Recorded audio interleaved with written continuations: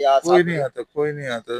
थोड़ा सा जोर बस से बोलेंगे, आवाज से कोई नहीं आता, बस वो सिर्फ और सिर्फ इलेक्शन के दौरान ही नजर आते हैं, उसके बाद तो बस गायब होते हैं अगले 5 साल के लिए।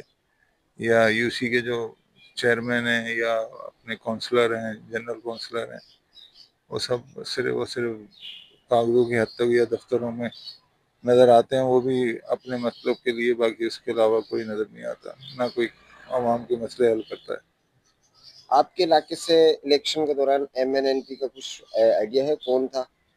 सर ये तो अभी हमें खुद नहीं पता कि कौन आया कौन नहीं आया, तो सारे गुमनाम इलेक्शन थे। क्योंकि कुछ नहीं, उम्मीदवार तो आवाम का होता है, आवाम उनको इख्तियार पे लेके जाती है। आवाम को ही नहीं पता था कि हमारे इलाके का एमएनएनपी कौन है। बिल्कुल ऐसे ही है, नहीं मालूम इसके बारे में कि कौन है कौन नहीं। ठीक है, बस शुक्रिया।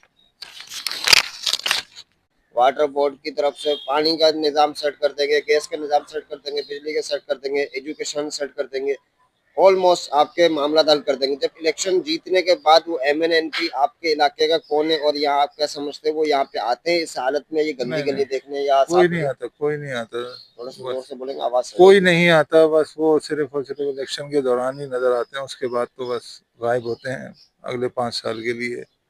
या यूसी के जो चेयरमैन हैं या अपने काउंसलर हैं, जनरल काउंसलर हैं, वो सिर्फ कागजों की हद तक या दफ्तरों में नजर आते हैं, वो भी अपने मतलब के लिए। बाकी उसके अलावा कोई नजर नहीं आता, ना कोई आवाम के मसले हल करता है। आपके इलाके से